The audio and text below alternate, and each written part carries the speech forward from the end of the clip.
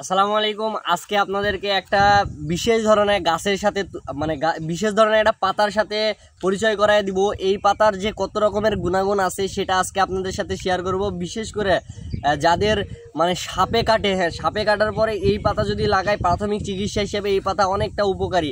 আর আরেকটা বিষয় যেটা হচ্ছে যাদের ঘুম হয় না, তারপরে যাদের শরীরে অনেক ব্যথা আছে তাদের জন্য এই পাতাটা আজকে ঔষধি একটা পাতার সাথে আপনাদেরকে পরিচয় করা দিব। এটার অনেকটা গুণ আছে, তো চলুন দেখানো যাক যে কি পাতা।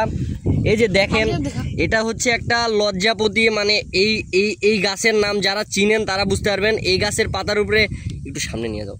এই গাছের পাতার উপরে এই যে হাত দিচ্ছি, গাছের পাতা মুজে যাচ্ছে। দেখেন, এই যে হাত দিচ্ছি, গাছের পাতাটা মুজে যাচ্ছে। তো এটা হচ্ছে লজ্জাপতি গাছ। এখানে আরও আছে, আপনাদেরকে জাস্ট দেখাই আমি।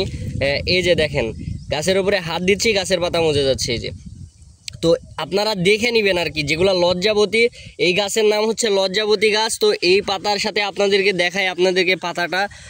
এই পাতাটা কিন্তু দেখেন কত চমৎকার পাতা। আর এটার রস যদি একবার খায়, যাদের মানসিক অশান্তি আছে সেই মানসিক অশান্তিটাও দূর হয়ে যাবে। তো যাদের এই রোগগুলো আছে বা এই সমস্যাগুলো আছে তাদের জন্য এই পাতাটা আমার কাছে খুবই ভালো।